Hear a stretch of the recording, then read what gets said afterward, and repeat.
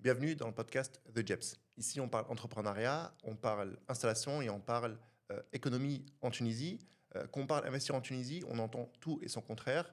Euh, Aujourd'hui, j'ai décidé d'avoir une personne qui a un regard global et, je vais dire, un regard 360 sur cette thématique-là, sur le droit des contrats, sur les litiges, mais aussi sur les belles réussites ici en Tunisie. Aujourd'hui, j'ai le plaisir d'accueillir une experte du domaine juridique. Aujourd'hui, j'ai le plaisir d'accueillir une avocate, Maître Chérif. Bienvenue. Merci. On va essayer de dépoussiérer, de décortiquer un petit peu ce domaine autour du domaine des affaires, mais pas que, pour essayer de comprendre réellement c'est quoi les contraintes, c'est quoi les erreurs, c'est quoi les écueils. Mais avant qu'on commence de façon profonde, j'aimerais qu'on fasse un petit jeu. Vous avez des petites palettes devant vous Oui. pour qu'on puisse faire un vrai-faux, des questions. Bon, je sais que le domaine du droit, c'est pas une matière qui est je veux dire, qui est tranchante avec des vérités absolues, mais Tout à voilà, pour fait. avoir un regard global. Euh, je vais commencer avec quelques questions.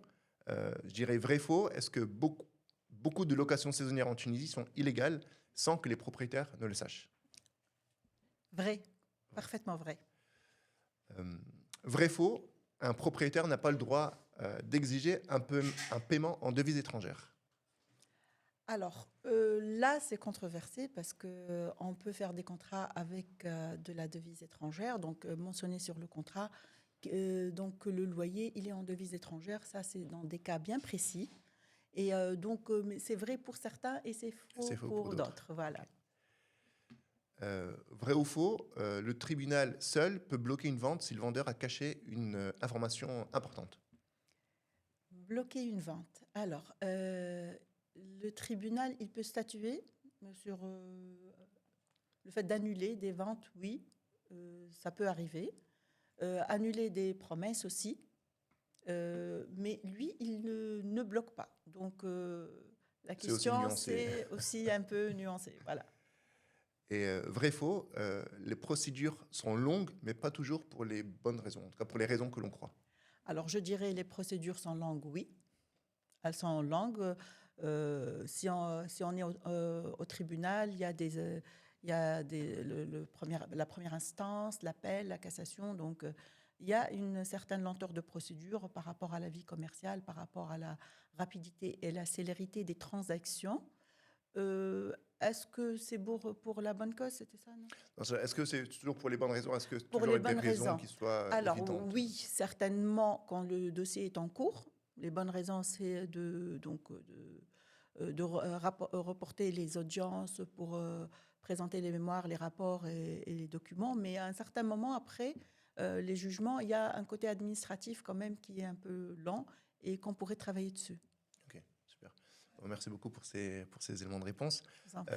On va essayer de faire un focus ici sur les TRE, les Tunisiens résidents à l'étranger, et bon, pas que, mais plutôt avoir une vision générale.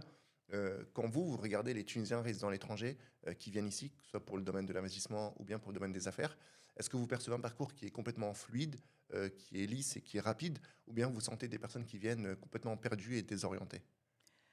Donc là, je devrais faire la différence entre les personnes qui vivaient en Tunisie et qui sont parties vers l'étranger et les personnes qui ont vécu toute leur vie à l'étranger, ils sont nés et ont vécu à l'étranger.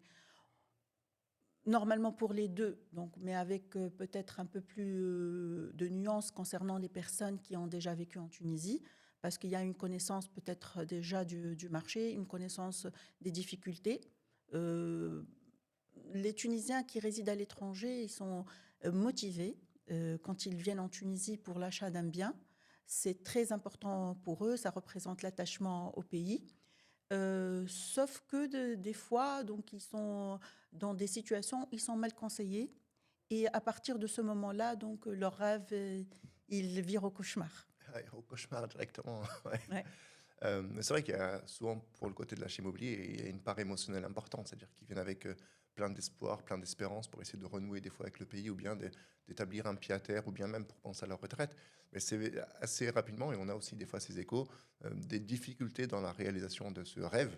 Euh, Ce serait quoi pour vous la difficulté principale qu'un Tunisien résidant à l'étranger il rencontre ici quand il vient pour soit un achat, soit un projet en Tunisie? Alors, je dirais que la première difficulté que j'ai constatée de mon expérience personnelle, c'est le fait de faire les comparaisons. Ah oui, entre le pays d'origine et Voilà, la donc Tunisie. entre ce qu'il sait, ce qu'il a déjà vécu dans le pays étranger pour une transaction et ce qui va se passer en Tunisie. Donc il vient avec des idées bien reçues et il croit qu'il peut transporter ces idées-là Sur le en marché Tunisie tunisien. pour faire la même transaction de la même manière. La deuxième chose, c'est le conseil. Euh, Demander conseil à un parent, demander conseil à un ami qui a déjà acquis un bien en Tunisie, c'est bien de voir l'expérience de l'autre. Cependant, les expériences sont différentes. Et donc, il y a des points, des fois, qui ne sont pas vécus par ces personnes-là. Et ces points-là peuvent être des points de difficulté pour la personne qui veut acheter et qui, elle découvre ça malheureusement en retard. Et donc, savoir prendre conseil d'une personne bien avertie, ne pas le prendre d'un ami, d'un voisin, de quelqu'un qui a déjà acheté, mais s'adresser plutôt aux professionnels, ça serait bien pour un Tunisien résident à l'étranger qui voudrait faire une transaction donc réussite à 100%. C'est vrai que c'est hyper important ce que vous soulevez parce que souvent, des fois, il peut y avoir du mimétisme dans, par exemple, telle personne, elle a acheté là, ben moi aussi, je vais acheter ici. Ou même dans le domaine des affaires, cette personne, elle a ouvert, je ne sais pas, une affaire dans telle thématique ou dans tel domaine, ben moi aussi, je vais faire exactement la même chose. Mais c'est hyper important, et moi aussi, je le répète souvent, de prendre conseil assez rapidement. Et euh, qu'est-ce que vous diriez, en tout cas, dans, pourquoi un Tunisien résident à l'étranger, ou pas que même un Tunisien qui veut ouvrir des affaires ici en Tunisie, il devrait consulter un avocat, et un avocat, déjà de bons conseils, hein, on va dire un avocat, dès les premiers moments de son projet, qu'il soit immobilier ou bien entrepreneurial, c'est-à-dire au tout début de sa réflexion. Moi, je dirais même de l'idée. Même de l'idée, Commencer de bien en l'idée. amont. Parce qu'on peut avoir une idée claire dans sa tête qui, malheureusement, peut ne pas être applicable en Tunisie. J'ai eu des cas de certains Tunisiens qui voulaient investir en Tunisie dans l'immobilier et qu'il avait une idée qui était réussite à l'étranger, en France, aux États-Unis, et il voulait transporter cette idée et travailler avec cette idée en Tunisie. Donc, on a fait plusieurs démarches. Je l'ai conseillé sur le plan juridique. Il est allé voir des agents immobiliers pour avoir de l'expérience sur le terrain. Il est allé voir des fiscalistes, des comptables. Et il a fini par comprendre que même si l'idée, elle est excellente, aujourd'hui, l'état Marché. actuel du marché tunisien et l'état actuel de la situation foncière, de la mentalité aussi, pourrait ne pas permettre la réussite de ce projet. Donc, c'est bien d'avoir des idées, mais c'est bien aussi de savoir comment pouvoir réaliser ces idées-là en Tunisie, pas, et non pas comme dans d'autres pays.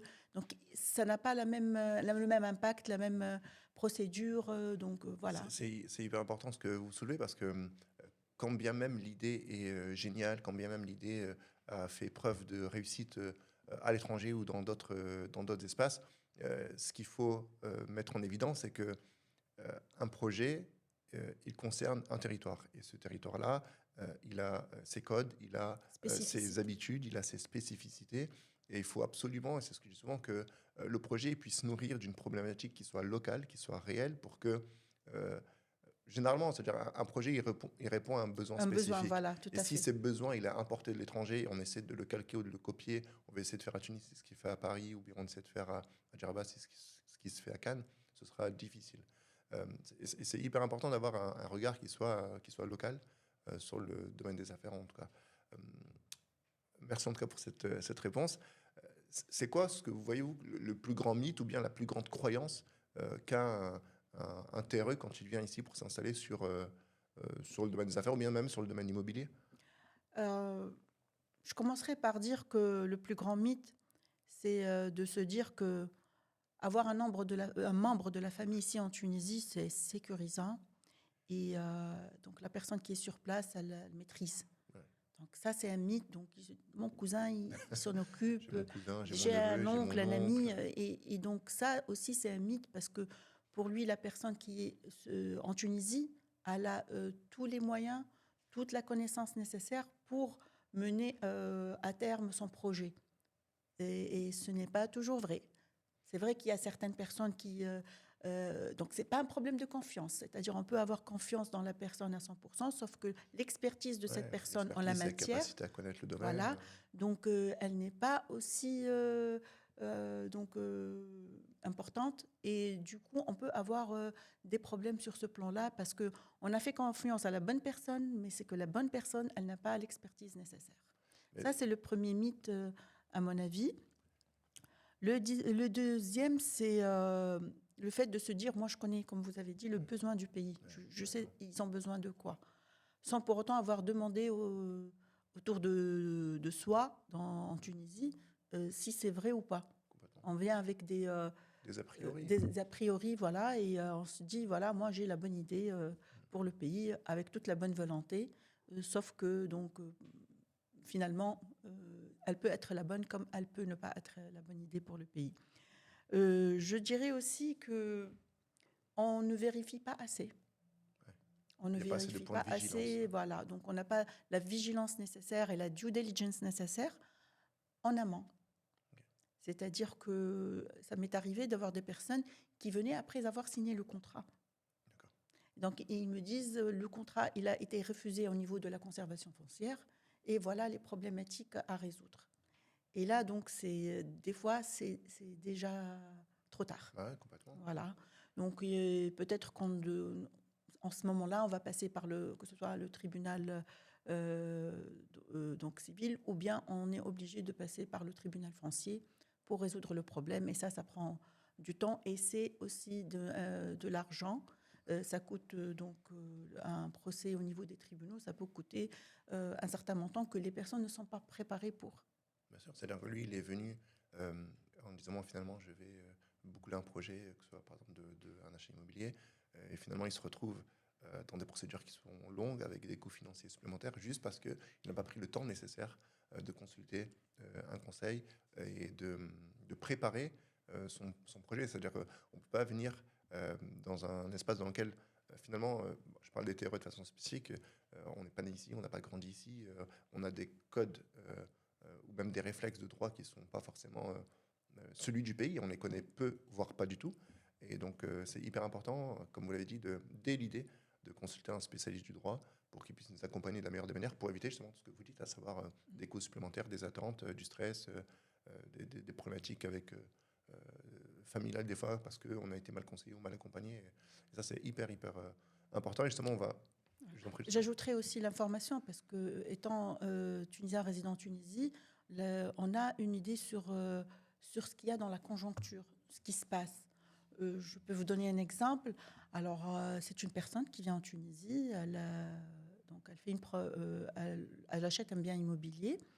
Donc, ce bien-là, il est dans un titre foncier, je dirais mère, donc un grand titre foncier. Il n'y a pas un titre foncier individuel pour ce bien-là. Et là, il y a une affaire qui n'a rien à voir avec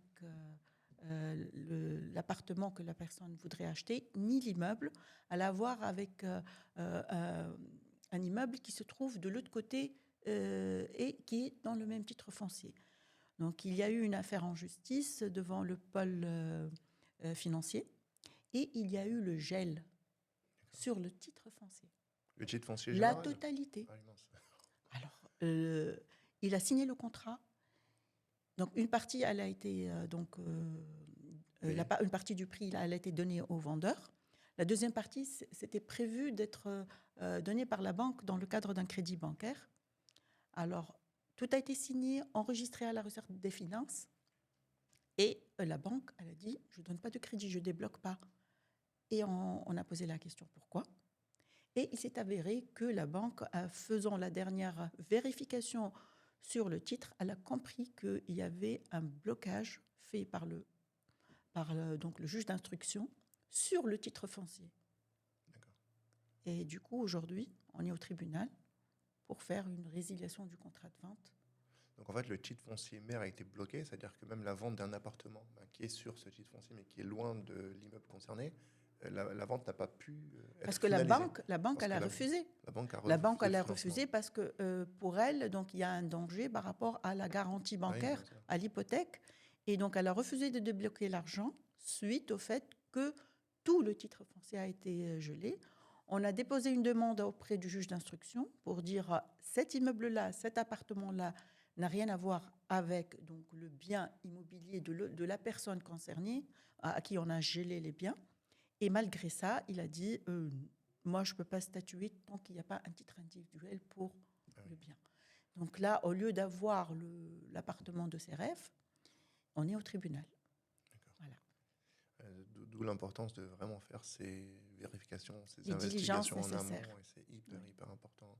C'est vrai que souvent, les personnes, notamment dans le domaine de l'achat immobilier, ils avancent par coup de cœur ou bien par effet waouh, je veux absolument cet appartement parce que la vie est magnifique, je veux absolument cette maison parce que. Mais effectivement, il est hyper important de vérifier et de cadrer la situation juridique au préalable de façon dense, j'allais dire, parce qu'on peut se retrouver avec des promesses, avec des surprises qui ne sont pas forcément bonnes. Hyper bonnes, exactement. Voilà. On va passer sur plutôt le rôle de l'avocat et le fonctionnement en Tunisie. Comment ça se passe concrètement? C'est quoi le rôle de l'avocat dans une transaction immobilière ici en Tunisie? Comment ça se passe? Alors, pour moi, l'avocat, il doit avoir un rôle avant, pendant et après. Donc, un rôle en amont parce que, par exemple, si on parle de l'avantage fiscal dont bénéficient les Tunisiens résidant à l'étranger lors d'acquisition de biens en Tunisie, là, donc, il faut travailler le dossier en amont avec la banque. Il faut préparer les documents nécessaires parce que pour avoir cet avantage fiscal, on a besoin de monter un dossier. Et donc, si par exemple, le Tunisien résidant à l'étranger, il a ramené son argent, il l'a mis en dinars tunisiens, il l'a donné à son cousin, après le cousin lui a remis l'argent. Il n'y a pas de traçabilité. Donc là, on va se perdre et on ne va pas pouvoir avoir cet avantage fiscal parce qu'on exige ou bien qu'il y ait un transfert bancaire ou bien si l'argent est en liquide, un document de la douane qui prouve que l'argent a été donc, ramené en Tunisie d'une manière légale. Tout ce dossier-là doit être préparé en amont avant que la personne envoie l'argent de l'étranger. Moi, mon conseil toujours, c'est de faire de telle sorte d'envoyer tout le montant en une seule fois et de l'envoyer directement au vendeur. Donc ça, c'est mon conseil en général pour éviter qu'il y ait des problématiques. Et deuxièmement, pour qu'en cas de rapatriement, ça sera plus facile pour le Tunisien résidant à l'étranger. Je vous raconte une anecdote. Alors, j'ai eu une cliente qui réside à l'étranger, qui a acheté un bien en Tunisie. Et donc elle m'a consultée au début. Je lui ai dit donc de faire toute la démarche nécessaire. Et tout a été fait dans les règles de l'art. On a déposé le dossier. Et là, la réponse de l'administration. Elle m'a dit, il y a 45 dinars qui manquent. 45 dinars. On a appelé la banque. Le montant a été transféré dans son intégralité. Intégralité au vendeur, directement. Okay. Et là, quand il est arrivé dans le compte du vendeur, il y avait 45 dinars qui manquaient. Donc, on allait risquer de perdre l'avantage fiscal pour 45 dinars. On devait les chercher. On devait trouver les 45 dinars. Et là, donc, j'ai posé la question à la banque du vendeur. Il a dit non, tout le montant, il est arrivé moins. C'est pas nous, en tant que banque, qui avons fait une déduction de ces 45 dinars. Donc, c'est pas à nous. Sans ces 45 dinars, l'avantage fiscal n'est pas accordé, c'est ça? Oui. Okay. C'était ça la réponse de l'administration. Ah oui, okay. Donc, il faut que la totalité du montant soit transférée de l'étranger vers la Tunisie. Alors, quand on a consulté la banque de l'acheteur, la banque elle a transféré le montant total complet. Même les frais bancaires, elle les a pris en dehors de ce montant-là. Le montant, il était à 100% transféré. Alors, où sont partis les 45 dinars? C'était ça la question. Alors, un travail de longue recherche. Et on a compris que dans le transfert de l'argent, il y a une banque intermédiaire. Okay. Alors, et on est allé vers cette banque intermédiaire et on leur a posé la question, où sont les 45 dinars? Les 45 dinars, ce sont nos frais. Les frais de transaction. De transaction. Pouvez-vous nous donner un document que le montant il est arrivé en Tunisie à 100% et que vous avez déduit les 45 dinars? Oui, on peut. Okay. On était trop contents. On est Bah parti oui. avec ce document-là en courant vers l'administration pour dire voilà les 45 dinars. On les a trouvés finalement, donc on a pu avoir l'avantage fiscal. Il faut vraiment faire des efforts de recherche, C'est des creuser, petits essayer de trucs, des petites comprendre. anecdotes parce que toutes les personnes étaient en train de chercher ces 45 dinars un peu partout et on ne savait pas où ils sont Ouais, partis. Voilà. complètement. Et sur le domaine de la transaction immobilière, si on fait des comparatifs, j'ai une audience qui est beaucoup basée en France sur le rôle de l'avocat dans cette thématique-là, entre la France et la Tunisie, sur le rôle et l'importance de l'avocat. Euh, Parce que je sais qu'en Tunisie, ils ont des, des pouvoirs supplémentaires par rapport à leurs confrères français. Je n'appellerais pas ça pouvoir Pouvoir prérogative, ou peut-être. prérogative peut-être, ouais. Alors, comme je vous ai Habilitation, dit, oui, si on vous va dire ça voulez. comme ça.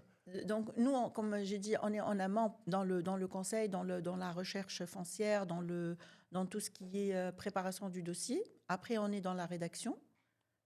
C'est la différence entre la Tunisie et certains pays européens, que la rédaction, elle est spécifique au notaire. En Tunisie, l'avocat, il rédige les contrats de vente. C'est des contrats sous seing privé. Pour le notaire, c'est un acte notarial ou notarié. Et aussi, on travaille après la rédaction.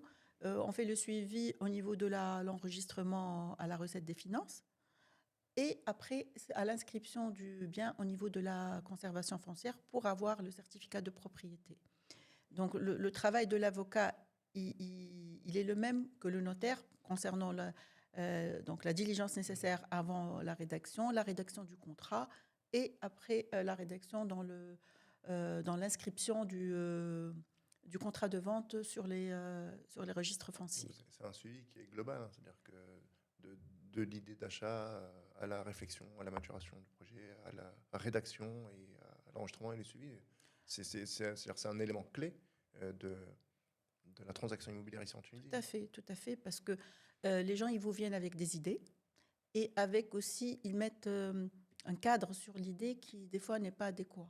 Ou ils ont des conseils qui n'ont pas été très clairs dès le début. Donc, surtout pour ceux qui viennent acheter des terrains pour faire de la promotion ou des terrains pour faire des projets. Donc là, ils n'ont pas des idées sur les cahiers de charges, sur les vocations. Ce que dit l'urbanisme, par exemple, sur les Bah zones. oui, nous, le code de l'urbanisme, c'est une très grande problématique en Tunisie parce que, et là, je reviens à votre question, qu'est-ce qui est différent pour le Tunisien résident à l'étranger par rapport à son pays en Tunisie? Je dirais, c'est le leurre entre la réalité et le juridique, la différence, la gap, parce que malheureusement, ce que vous voyez avec vos propres yeux peut être illégal. Il y a certaines zones qui sont considérées encore comme des zones agricoles, par exemple, et vous voyez des villas avec des piscines, et tout le monde, il a bâti sans autorisation de bâtir. D'accord. Donc, quand je vous dis c'est un terrain agricole, vous n'avez pas le droit de bâtir dessus, à moins que vous ayez 1 hectare, vous me dites, et les autres? Il y a toute une cité, il y a plein de villas, et donc là, ce que vous voyez, c'est illégal au niveau n'est pas nécessairement légal. Moi, j'ai eu affaire à un étranger qui voulait acheter. Les étrangers, ils n'ont pas le droit d'acheter des terrains agricoles. Moi, je le disais, c'est un terrain agricole. Il me dit, c'est des lots. Il y a des villas qui coûtent des milliards. Il y a des grosses villas. Comment vous dites que c'est agricole? Je lui dis, parce que la vocation, elle est agricole, toujours agricole. Il n'y a pas eu changement de vocation pour le moment. Donc, vous, en tant qu'étranger, vous n'avez pas le droit d'acquérir un bien agricole, même si vous voyez des villas, même si vous voyez des gens qui habitent, même si c'est devenu une cité. Le terrain est toujours agricole. Et ça, c'est un exemple de plein d'autres exemples pour la vocation surtout. On a des fonds de commerce, par exemple, qui sont ouverts dans des zones où il y a une interdiction sur le plan d'aménagement d'ouvrir un commerce. Et vous avez toute une cité avec des locaux commerciaux. Ou bien c'était des locaux dédiés à une vocation bureautique qui ont été transformés à des locaux qui font du commerce. Et là, la personne, elle peut acheter un fonds de commerce et se trouver le lendemain avec donc un bien qui est fermé. parce que la municipalité a décidé de fermer pour changement de vocation. Et ce que ça veut dire, c'est que c'est pas parce que toute une rue, par exemple, de commerce est présente Tout à fait. que finalement l'achat de ce fonds de commerce, il va me permettre de réaliser un commerce. Euh, C'est-à-dire, c'est ce que vous avez Peut-être dit. que les autres n'auront pas de problème. Ouais. Et peut-être que moi, j'en aurai un. Et ça m'est arrivé avec un client qui a ouvert un bien, donc qui a ouvert un commerce dans un bien où la zone, elle était une zone d'habitation. Et tout le monde n'a pas eu de problème sauf lui. Sauf lui, oui. Voilà, ça peut arriver. Donc là, quand je dois avertir. Moi, généralement, il y a des gens qui viennent, qui ont des coups de cœur pour certains endroits, pour certaines acquisitions. Et là, je me trouve dans l'obligation de leur dire, voilà le risque, vous le courez ou vous ne le courez pas. Au moins que vous êtes, Au moins d'avoir une information fiable, bien sûr. averti à l'avance et vous savez quelles sont les conséquences. Et c'est ça, le problème, c'est que même pour les agents immobiliers, aujourd'hui, je trouve qu'ils peinent à travailler dans des conditions pareilles parce qu'à un certain moment, quand ils consultent le juriste, il les bloque par rapport à ça parce que finalement, ce qu'on voit et ce qu'il y a sur les documents, des fois, ça n'a rien à voir.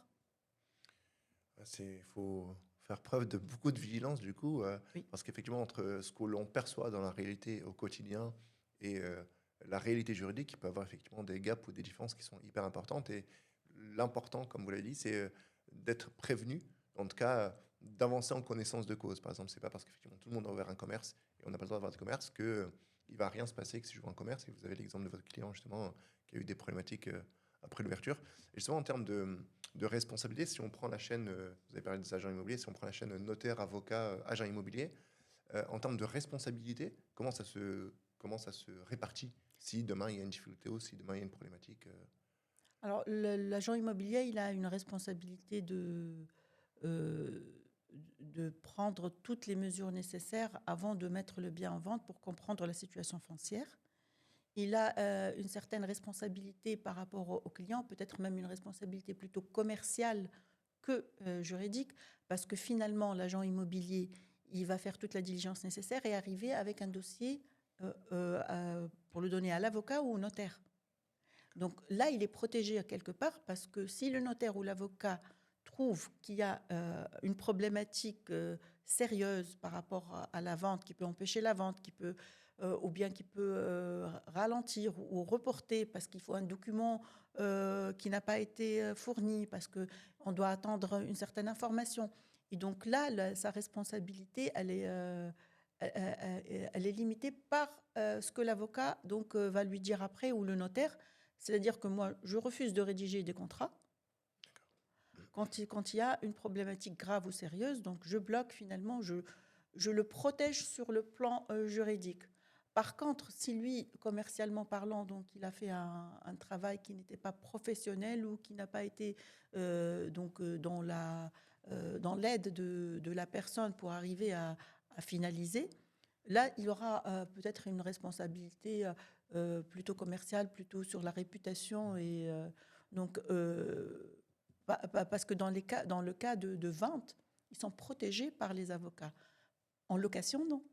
Parce qu'on n'a pas l'exigence en droit tunisien de la signature de l'avocat sur les contrats de location en général. Et spécifiquement, on est obligé de signer les contrats de location-gérance parce que la loi de 2003 le prévoit. Mais pour les autres locations, habitation, location commerciale, on n'est pas dans l'obligation de passer par un avocat. Là où je pense qu'il y a une certaine responsabilité que l'agent immobilier assume. Pour le reste, le notaire et l'avocat, ils sont responsables sur le plan civil et même pénal des fautes qu'ils peuvent commettre dans l'exercice de leurs fonctions parce qu'ils sont finalement des professionnels de droit. Et donc, c'est à eux donc de faire toute la diligence nécessaire pour sécuriser la transaction immobilière. Et vous parlez justement de sécurité. Pour vous, ce serait quoi les premières questions qu'un acheteur, quand il rencontre son avocat, sur lesquelles il devrait le questionner, par exemple?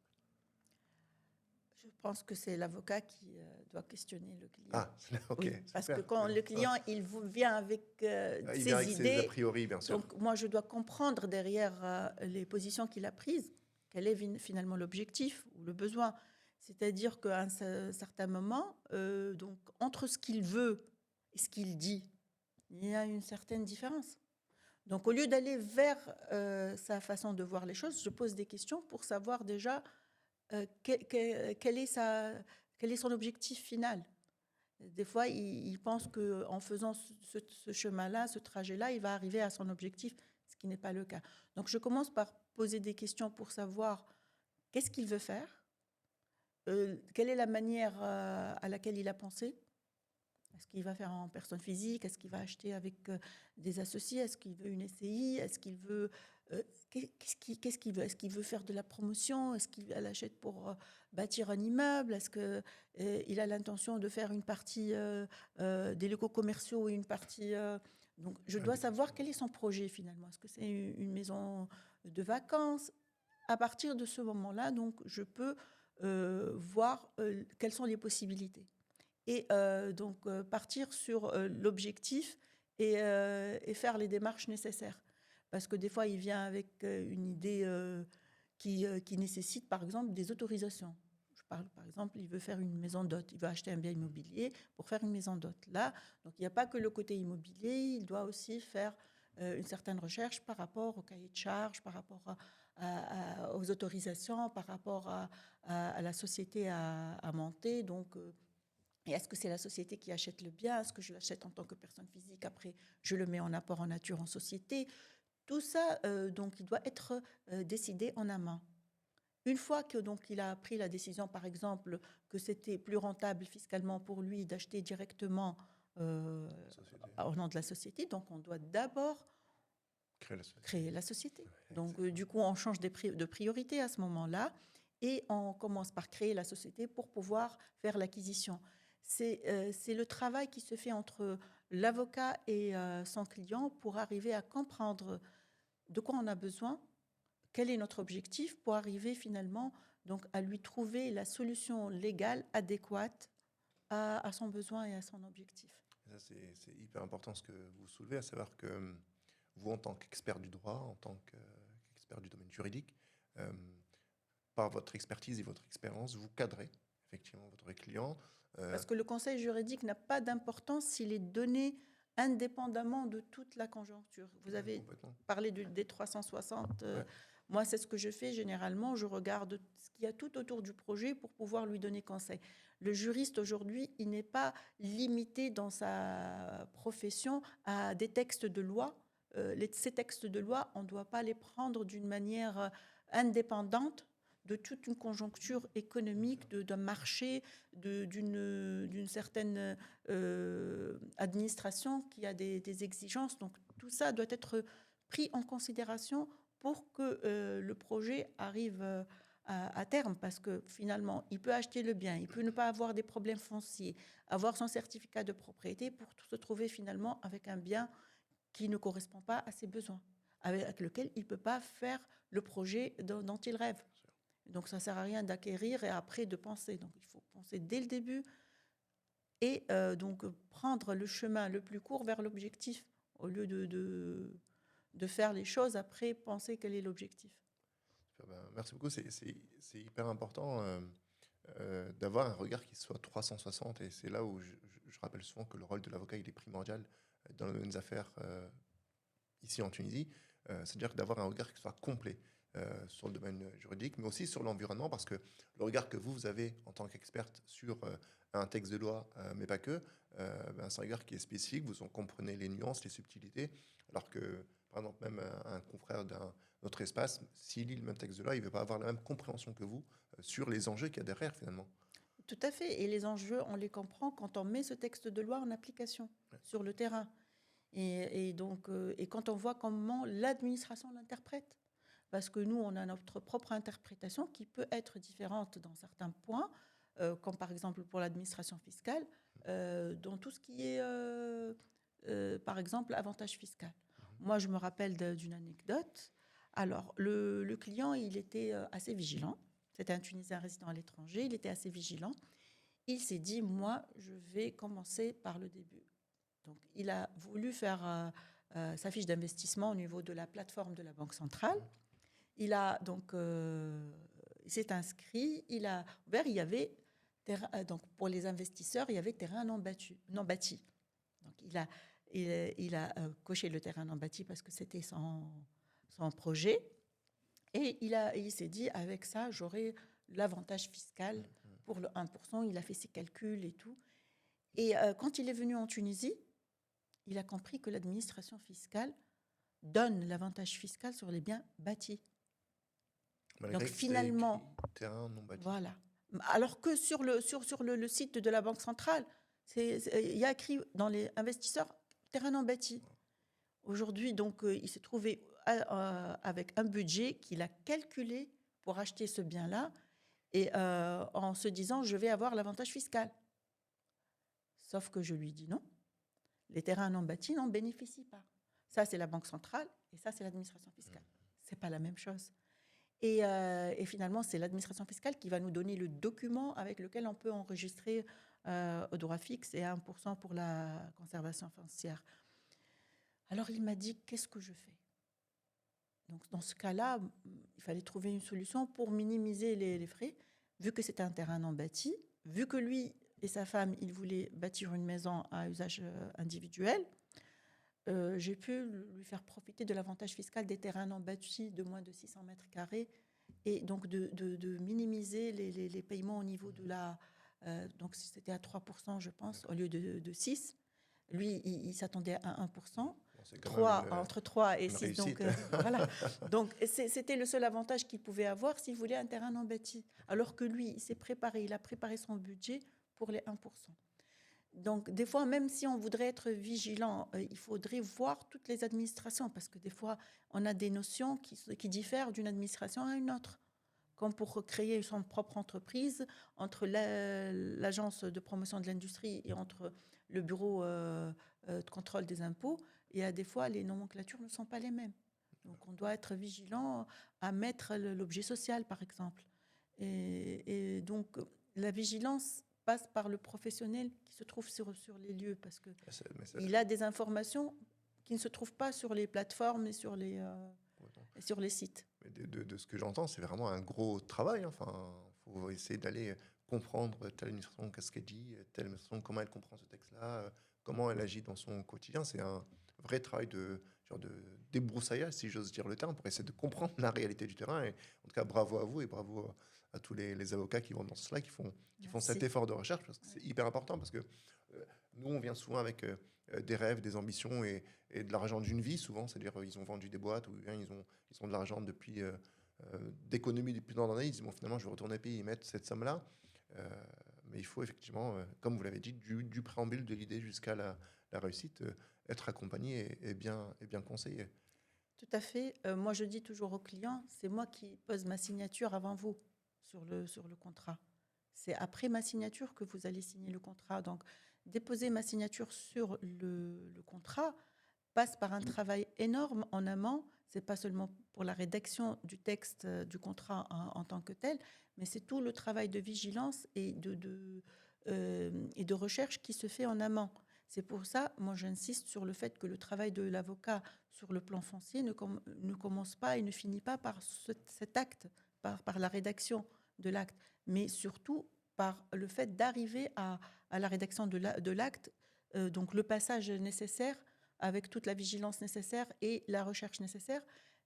Et je trouve que pour faire une promesse de vente, il faudrait passer par tout ce trajet-là. Il ne faut pas attendre le contrat de vente, c'est trop tard. Final, donc, à partir du premier engagement qui se fait entre le vendeur et l'acheteur, on doit être sûr qu'au niveau de cet engagement, la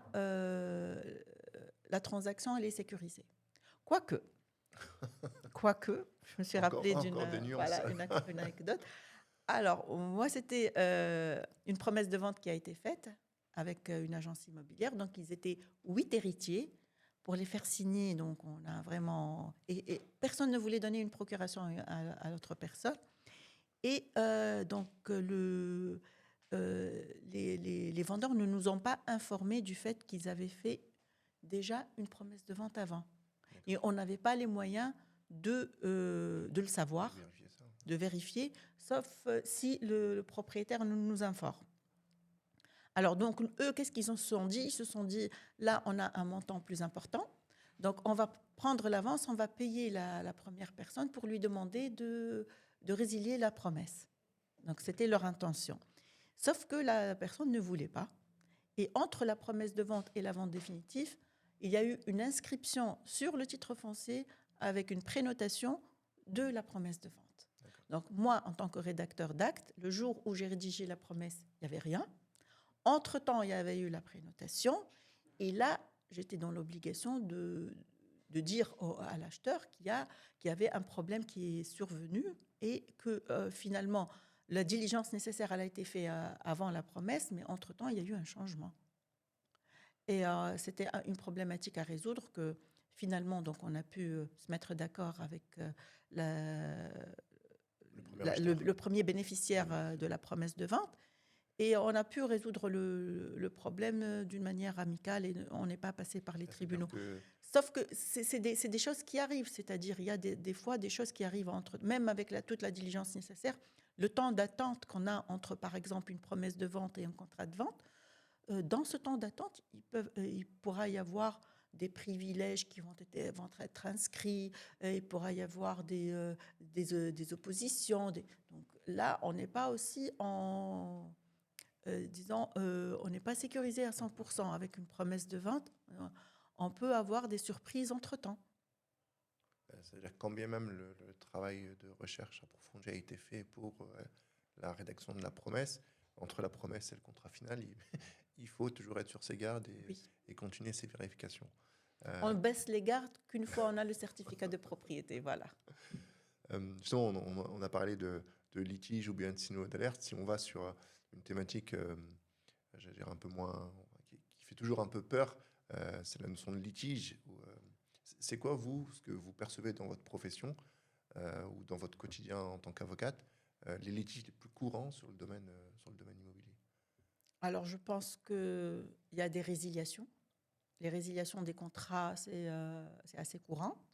Il y a aussi... Qu'est-ce que vous entendez par résiliation Résiliation, alors je reviens à l'exemple que je vous ai donné, là où la banque elle a refusé de donner le crédit et de débloquer l'argent parce qu'il y avait le gel du titre foncier. Donc là, on était obligé de passer au tribunal pour pouvoir résilier le contrat et donc et la transaction donc elle n'aura pas lieu. L'avance qui a été donnée par l'acheteur, donc elle doit être restituée par le vendeur, et le vendeur, il reprend son bien. Donc, on va résilier le contrat. Il n'y a plus de contrat de vente parce qu'il y a eu une problématique. Il peut y avoir résiliation des promesses de vente quand l'une des parties ne souhaite pas continuer. Okay.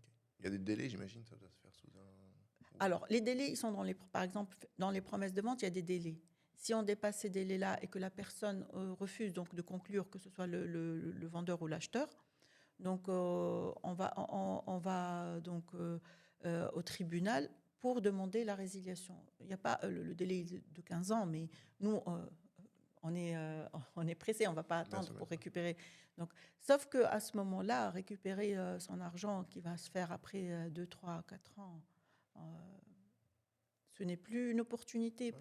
La personne, déjà, elle a été déçue. Et cette déception-là, où elle va influencer sa pensée et le fait de vouloir acheter un autre bien et même avoir surtout si le montant de l'avance est très important. Donc, ça va même bloquer la personne pour voir si elle peut acheter ailleurs. Donc, elle doit attendre déjà que le tribunal y statue sur le dossier et que ça soit un jugement définitif pour pouvoir l'exécuter et récupérer son argent pour pouvoir l'investir ailleurs. Donc, on a un ordre d'idée au-delà de ce cas spécifique. Combien de temps ça peut prendre si demain, moi, je mets une avance sur un bien et finalement, pour des problématiques X ou Y, donc le contrat est résilié, donc on passe devant les tribunaux, combien de temps ça peut prendre?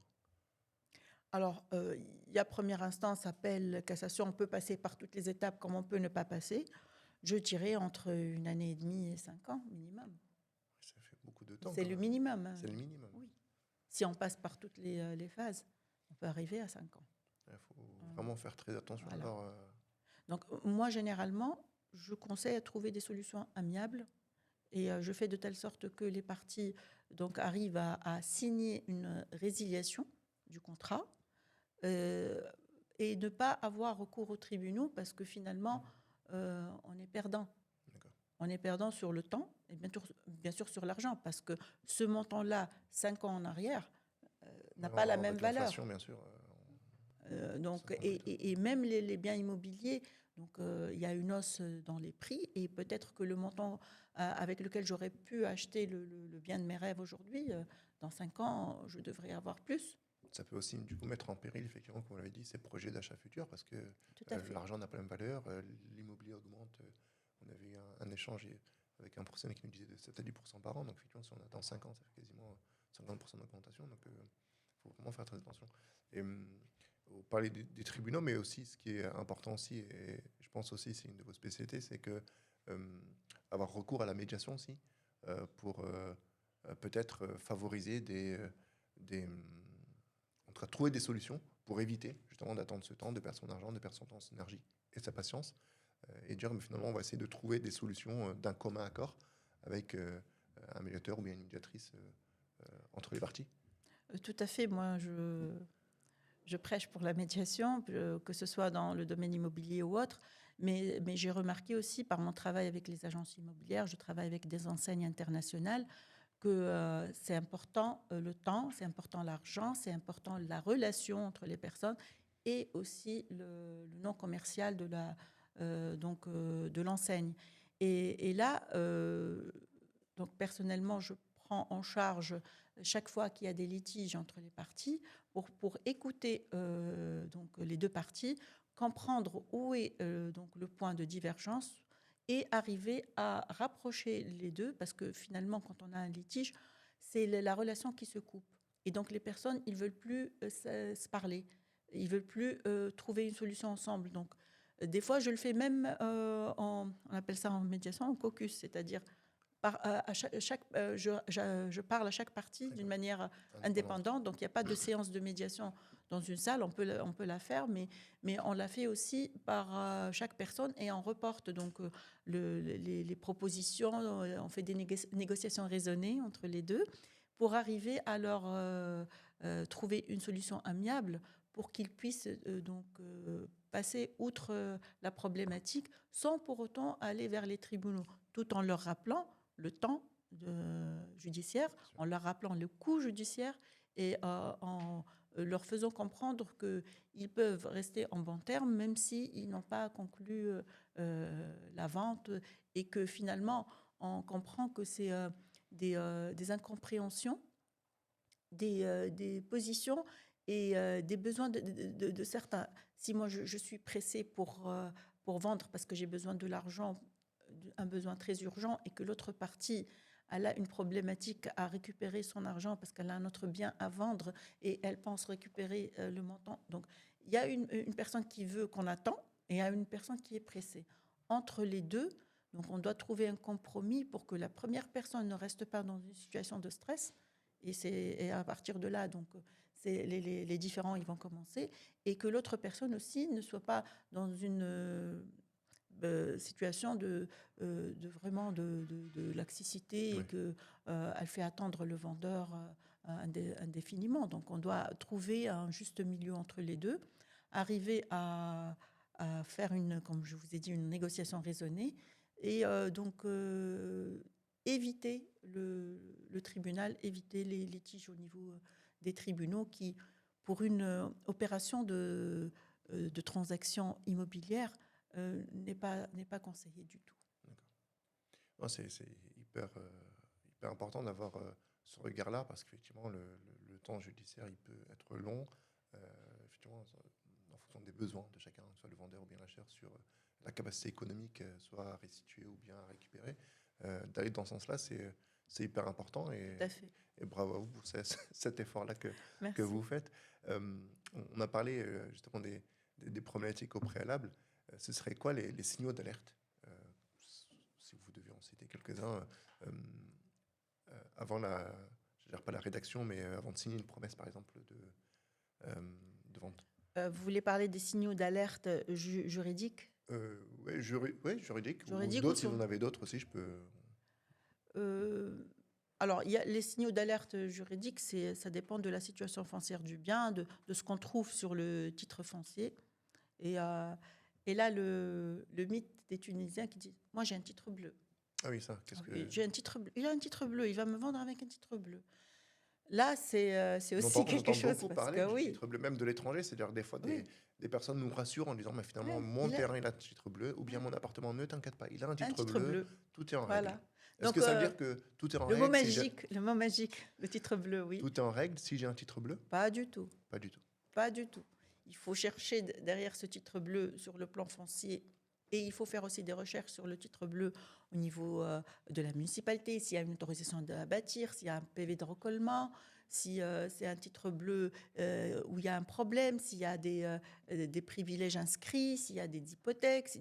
Donc le titre bleu, en tant que tel, avoir un titre bleu, ce n'est pas en lui seul un avantage. Donc Juste, c'est une partie de la situation foncière du bien. juste pour vulgariser, à quoi ça correspond? Enfin, qu'est-ce que ça veut dire un titre bleu, concrètement, en droit tunisien? Alors le titre bleu, c'est le registre foncier sur lequel est inscrit tout l'historique du bien. D'accord. À partir du titre bleu, on peut avoir un certificat de propriété. Le certificat de propriété, on peut l'avoir à chaque fois quand on a besoin, et il sera actualisé selon la situation du titre. Ce qui est inscrit sur le titre, il va être inscrit sur le certificat de propriété. Mais en plus, c'est-à-dire, on va mettre la dernière situation. Si j'ai déposé, par exemple, j'ai inscrit un contrat au niveau du registre foncier, on va donc dans le nouveau certificat de propriété trouver le nom de l'acheteur au lieu du nom de vendeur.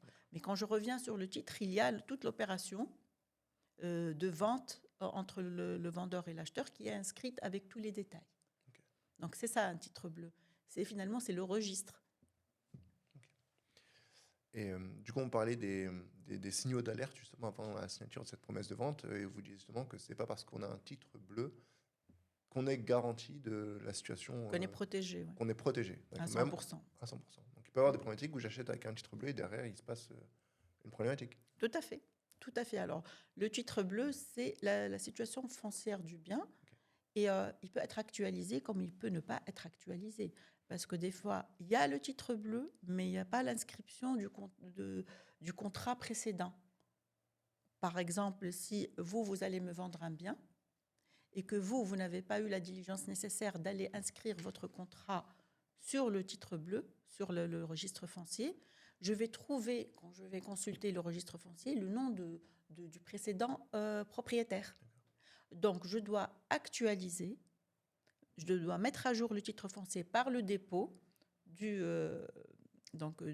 contrat. Une fois que j'ai déposé le contrat, j'ai un certificat de propriété en votre nom et là, je peux procéder à la vente. Cette problématique, on l'a généralement quand il s'agit de biens d'immeubles, parce que par exemple, les promoteurs immobiliers, ils peuvent vous vendre en premier temps sur le titre mère et ils vous vendent des appartements sans titre individuel. Après, il n'y a pas d'éclatement des titres. Oui, c'est un morcellement. Morcellement et une extraction des titres. Voilà, c'est ça. Et donc, du coup, il fait le travail en cours de route. Donc, vous achetez l'appartement, vous y habitez, vous l'utilisez.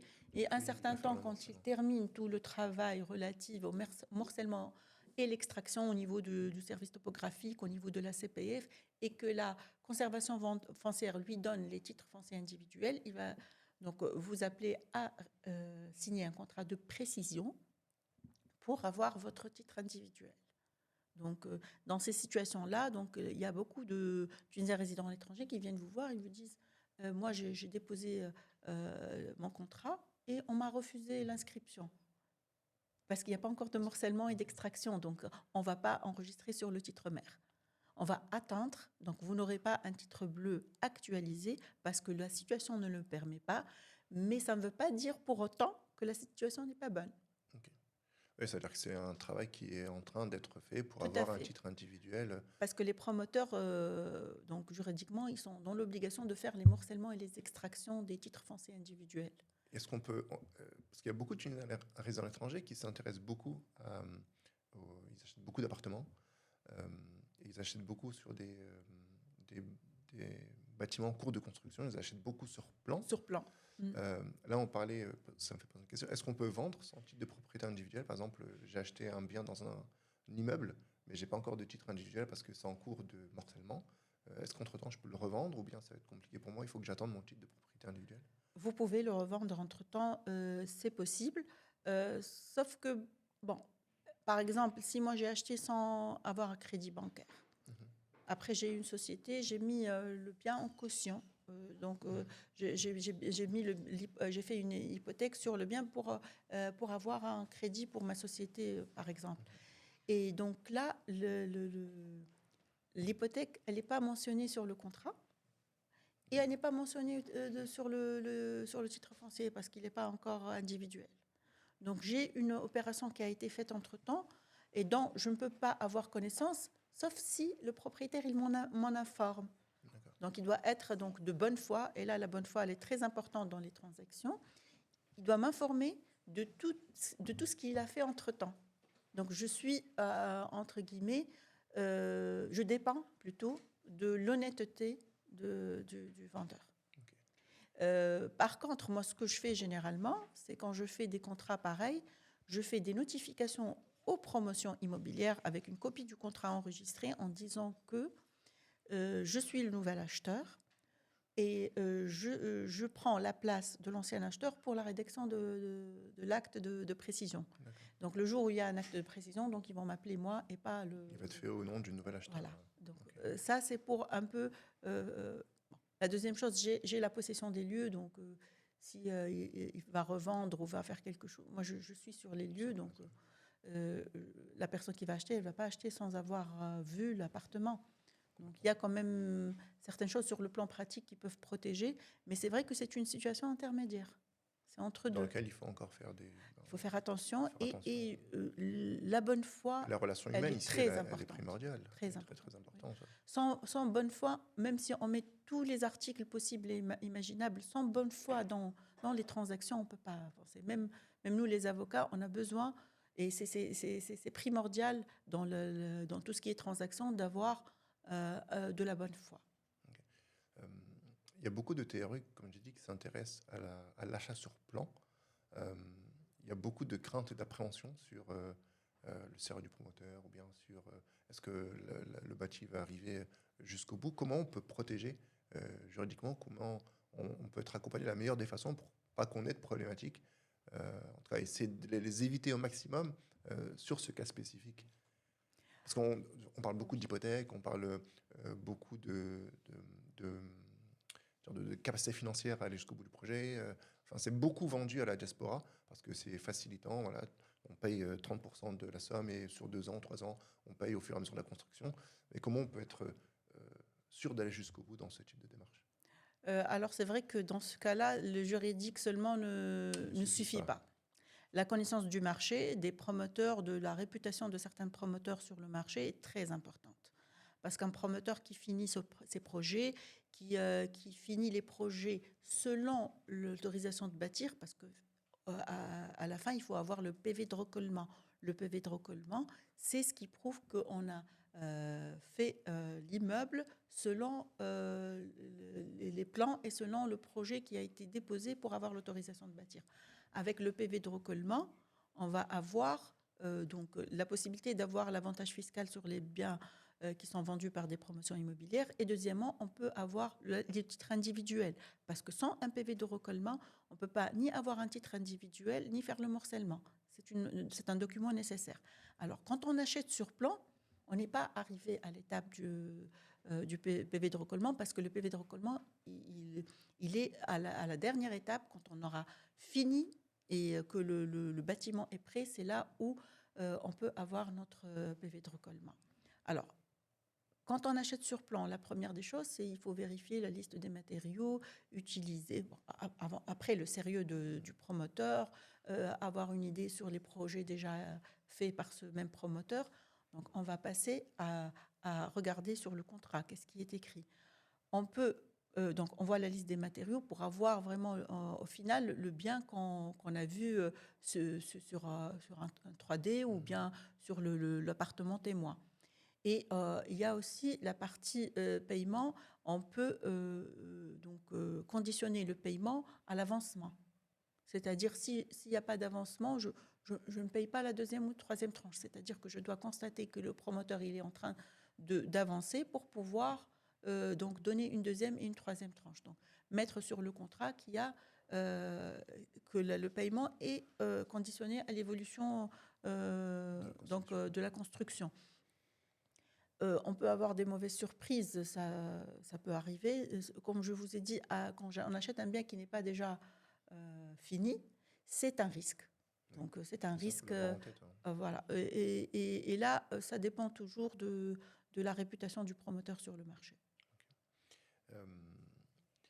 Si on prend comme ça si vous devez partager avec nous les 3 erreurs qui coûtent le plus cher en termes d'achat, enfin le cher économiquement, mais cher aussi en termes de temps ou de patience ou d'efforts fournis, au-delà de la précipitation, vers quoi on peut aller ou qu'est-ce que vous observez dans votre quotidien? Alors, les erreurs qui coûtent le plus cher. C'est dur, je sais pas. Parce qu'il y en a plein, j'essaie de me rappeler des erreurs les plus importantes. C'est le fait de ne pas se faire conseiller dès le début. Ça peut coûter cher parce qu'on veut épargner sur le conseil. Et donc, on paye doublement et triplement. Voilà. Donc, c'est une erreur qui coûte des fois très cher pour la différence des repères, comme je vous ai dit au début, c'est-à-dire qu'arriver avec des idées que moi je m'y connais, j'ai déjà acheté un bien à Paris. Ouais, complètement. Donc, je sais comment ça se passe. J'ai déjà fait de l'immobilier en Europe. Et je suis connaisseur et je sais ce que je fais. Et là aussi, ça peut coûter très cher. La confiance en soi un peu démesurée, ou bien se dire que c'est pareil ici ou là-bas, je sais comment faire. Je l'ai déjà fait. Une erreur qui coûte plus cher. C'est se fier des fois à des personnes qui ne sont pas expertes en la matière. C'est exactement ça. J'allais revenir sur ça parce que ça me rappelle des anecdotes et je l'entends souvent quand je parle avec la diaspora. Ça concerne beaucoup les terrains, mais pas que. Ce sont des espèces de ventes multiples. C'est-à-dire que moi, je vais demain acheter un terrain, Bizerte par exemple, et en fait, je me rends compte que ce terrain a déjà été vendu, même plusieurs fois au préalable avant ma possession, parce qu'on a fait effectivement manque de vigilance, manque de conseils, manque d'accompagnement, on n'a pas cadré la situation juridique. Et ça, j'ai l'impression, en tout cas, c'est des échos qui me viennent souvent. J'ai l'impression que ça arrive très fréquemment, je ne sais pas. Ça arrive surtout pour les terrains qui sont dans l'indivision. C'est-à-dire, si on est dans l'indivision totale, on sait par exemple que sur 6000 mètres carrés, j'ai 500 mètres carrés. Où sont les 500? Pour clarifier, qu'est-ce que ça veut dire l'indivision? Alors, c'est quand on a sur un même titre foncier plusieurs propriétaires. Okay, avec un seul titre. Un seul titre où il y a plusieurs propriétaires. Je donne l'exemple de la zone de Soukra à Tunis. Soukra, c'était une zone agricole. Okay. Donc, et à un certain moment, il y a eu le changement de vocation pour que certaines zones sont devenues, presque la majorité, une zone d'habitation et donc les personnes ils pouvaient bâtir leur maison et y habiter. Sauf qu'au niveau foncier, les titres ils sont restés de grands titres, des hectares, parce que c'était des terrains agricoles. À un certain moment, donc, on se trouve dans une situation où je suis propriétaire avec 18 autres personnes sur le même titre. Moi, j'ai 500 mètres carrés sur les 6000. Il y en a d'autres. Et si le terrain, il est dans l'indivision absolue, c'est-à-dire que quand je le vois sur le plan réel, c'est un terrain vague, vide, il n'y a rien. Donc là, je sais que j'ai 500 mètres carrés. Ou, je ne sais pas. Oui. Là, ce qui se passe, c'est que quand vous venez acheter, le vendeur, il vous vend le terrain qui est sur la route principale. Oui. Il vous dit, vos 500 mètres carrés sont là. C'est celui qui fait l'angle. Voilà. Alors qu'il n'y a rien. Et là, donc, c'est là où on se trouve avec un certificat de propriété où il y a inscrit 500 mètres carrés. Donc, sur le plan juridique, foncier, votre situation, elle est bonne. Okay. Et vous n'avez pas de problème. Vous avez un certificat de propriété, il y a votre nom dessus, il y a vos 500 mètres carrés, et c'est parfait, foncièrement parlant. Par contre, quand je vais sur les lieux, des fois, je ne les trouve même pas, mes 500 mètres carrés. Des fois, si dans la zone, moi je l'ai acheté il y a une dizaine d'années, je suis à l'étranger, je reviens, il y a les gens qui ont bâti. Celui-là, il a bâti, il a pris 1 mètre en plus, l'autre, il a pris 2 mètres en plus, 3 mètres. Mes 500 mètres carrés, je ne les trouve plus.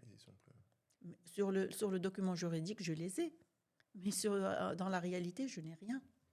Je n'ai pas la prise de possession des lieux.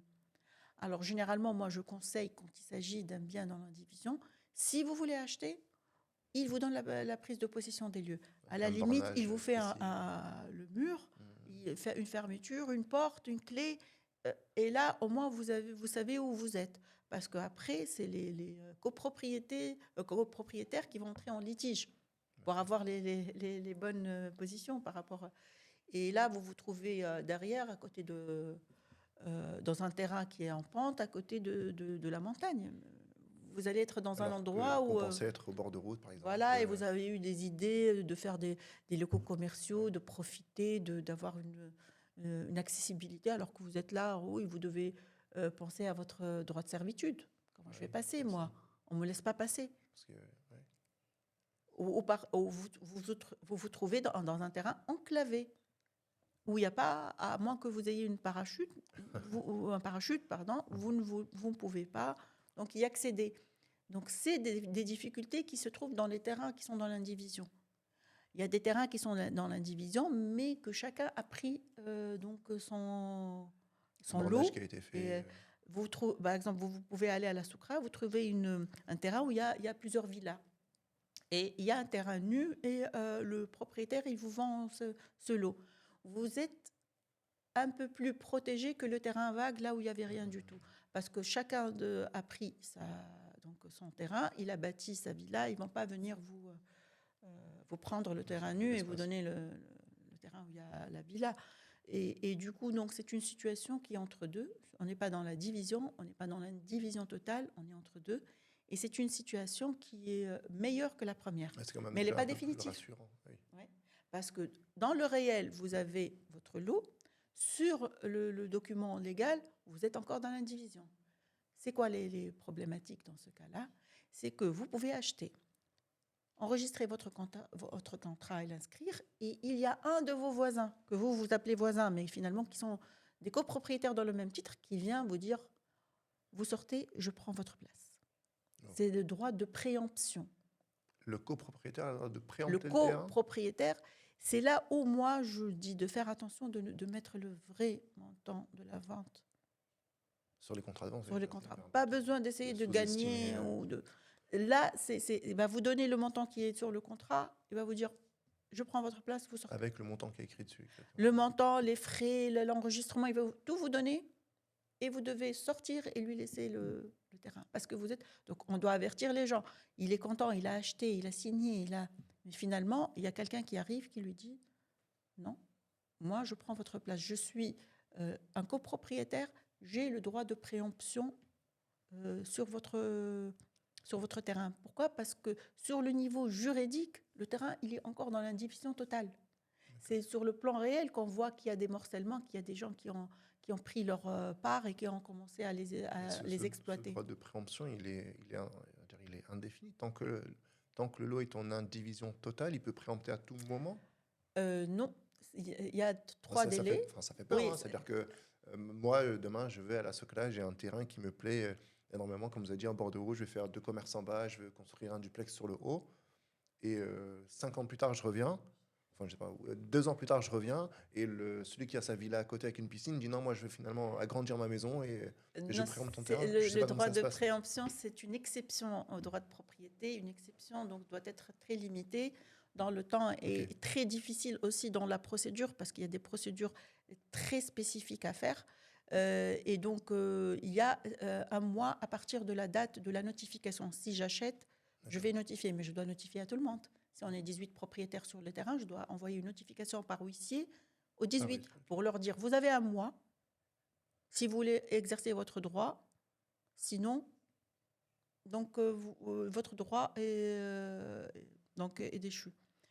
Pour Pour le cas où je ne fais pas de notification par huissier, alors j'ai deux possibilités.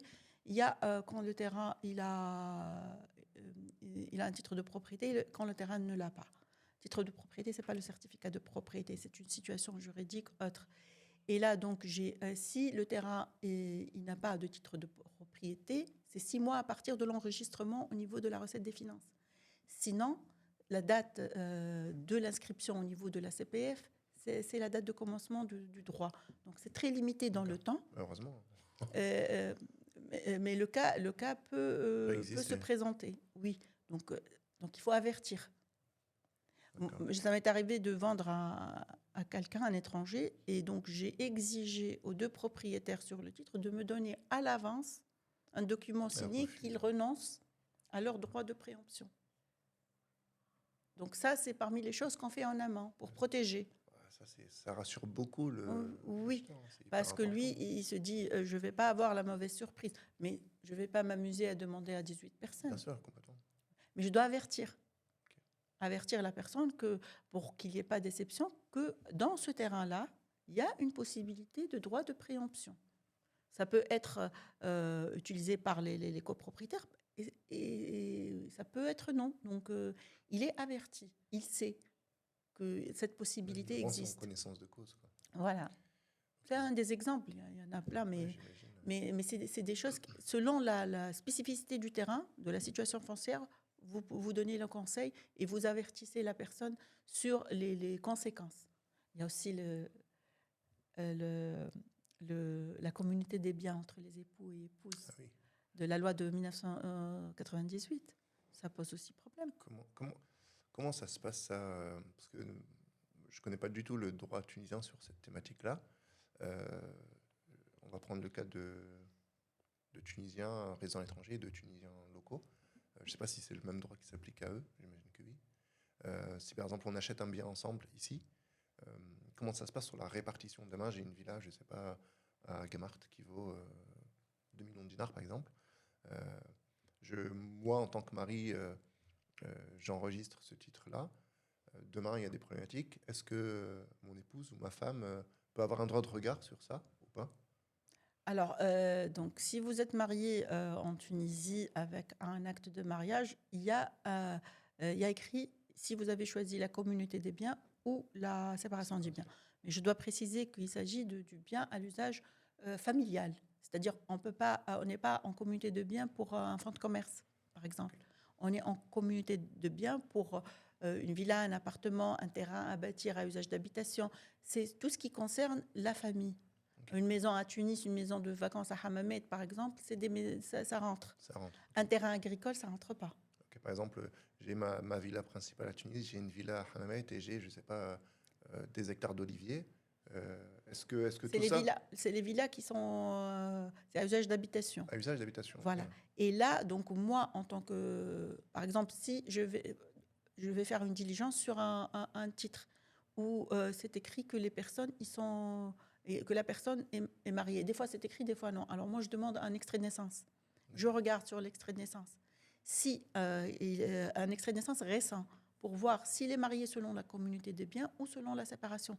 Si la personne elle est mariée selon la communauté des biens, je dois demander que l'époux ou l'épouse, elle ratifie la vente. Sinon, au niveau de la CPF, ils ne vont pas l'accepter. Ils vont refuser l'inscription du contrat. Donc, ou bien elle va signer un document séparé, l'époux ou l'épouse, ou bien sur le contrat, je vais ajouter le nom avec, j'écris que c'est pour ratification. Et ça, c'est parmi les choses qui ont été, qui demandent une vigilance nécessaire, parce que des fois, quand tu demandes à la personne, c'est marié, pas marié, c'est pas seulement des questions curieuses pour s'introduire dans la vie personnelle des gens.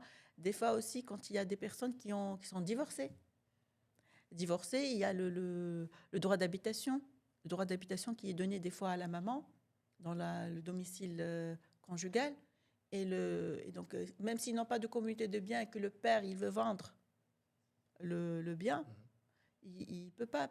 Mais des fois, la maman, quand elle a le jugement pour le droit d'habitation, des fois, elle inscrit sur le titre. Là, moi, en tant qu'avocate, je suis avisée. Parce que sur le titre foncier, il y est.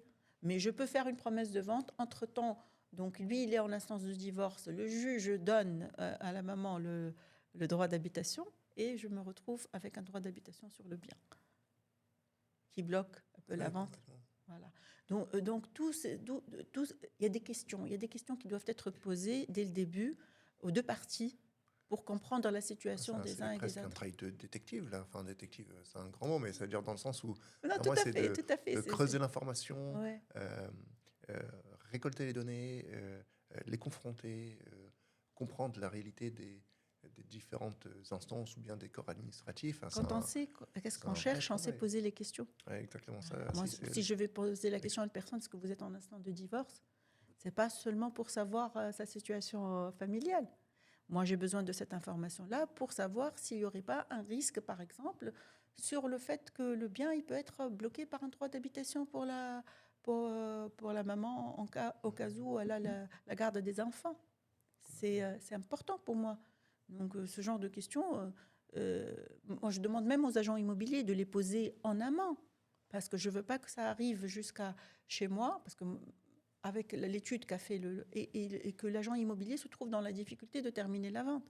Donc, même en faisant la formation pour les agents immobiliers, donc je les conseille de poser ce genre de questions dès le début, de savoir dès le début s'ils ont besoin de la femme pour qu'elle signe ou non, s'ils sont dans une communauté de biens ou non.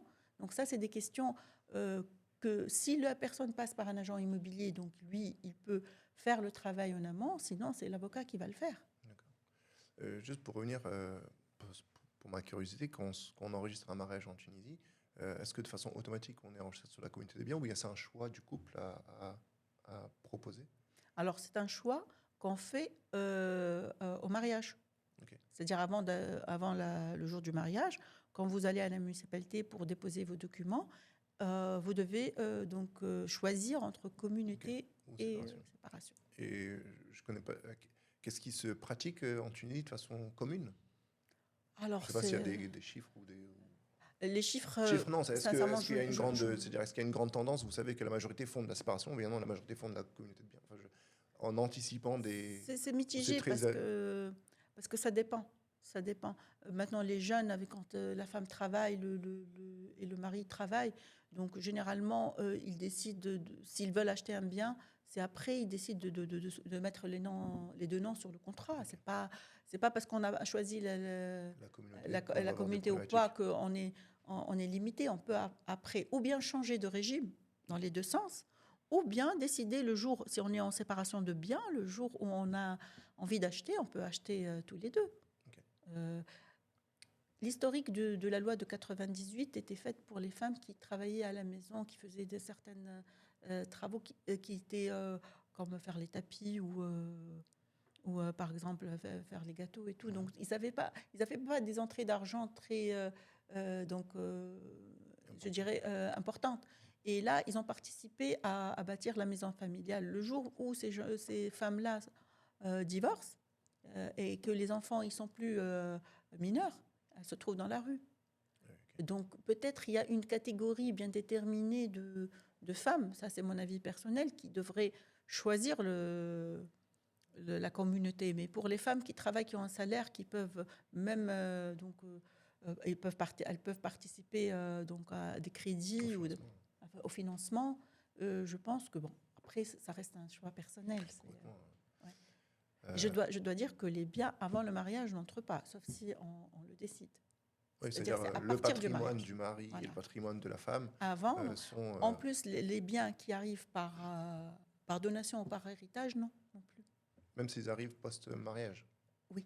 Ok. C'est pour ça que je vous ai dit, c'est fait pour une certaine catégorie de gens peut-être qui seraient plus intéressés à choisir ce régime de communauté de biens. D'accord. Merci beaucoup pour ces éclaircissements. On a essayé Je vous en prie. d'avoir un regard qui soit global sur les TRE, sur le fonctionnement de l'avocat en Tunisie, sur les signaux d'alerte et des litiges. Si on termine sur un conseil ou bien une projection, pour vous, ce serait quoi l'avenir du domaine de l'investissement en Tunisie? Est-ce que vous le voyez plutôt avec un œil optimiste ou bien avec prudence, avec regard comment vous le percevez en tant qu'expert juridique sur l'accompagnement qui est fait au quotidien pour ces personnes-là? Alors, je Est-ce que ça dirais, va en se facilitant ou bien il faut toujours être très vigilant et mettre sa cape de détective à je, chaque rencontre? je dirais que ça doit être euh, optimiste avec de la prudence. Ok.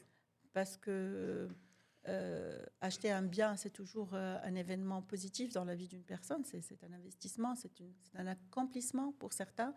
Et donc, je pense que l'optimisme doit y être, sinon on ne passe pas à la transaction. La prudence, c'est le fait de faire toute la due diligence nécessaire dès le début, ne pas se dire c'est facile, je vais y arriver tout seul ou je sais ce que je fais. Ça serait très bien même si ça vous paraît une opération anodine, simple, titre foncier, titre bleu. Titre bleu.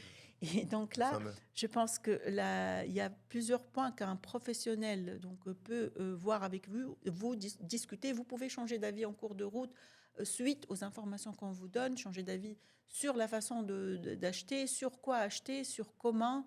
Et là, c'est très important parce que finalement, votre projet sera sécurisé dès le moment, comme je vous ai dit, de l'idée jusqu'au moment où vous aurez votre certificat de propriété et vous bénéficiez de ce bien-là euh, et vous laissez même une situation régularisée pour votre famille, pour vos enfants qui n'auront pas à vraiment continuer des fois malheureusement le chemin dans les tribunaux. Il On peut perd être des personnes en cours de route complètement. et ça, c'est pas vraiment positif. Restant sur une note optimiste quand même, je dirais qu'un bon conseil, une bonne étude de son projet d'investissement, surtout dans le domaine immobilier, serait quelque chose qui pourrait euh, finir sur un sourire, je dirais. Complètement. Super, merci beaucoup en tout cas pour votre temps. Merci Maître Chérif pour votre Je vous en prie. disponibilité, pour vos conseils. Euh, C'est le plaisir est pour moi. Merci beaucoup. On a partagé ici avec vous un domaine qui des fois peut faire peur. Il y a beaucoup d'appréhension, il y a beaucoup de craintes dans ce domaine-là et c'est exactement le sens de ce podcast. Essayer d'inviter des experts, essayer d'inviter des personnes de terrain. Ici, on a eu le plaisir d'accueillir Maître Chérif avec nous. N'hésitez pas à liker, n'hésitez pas à vous abonner parce que cette aventure, on l'a construit ensemble. Encore merci, Maître. Merci à vous. Merci à vous.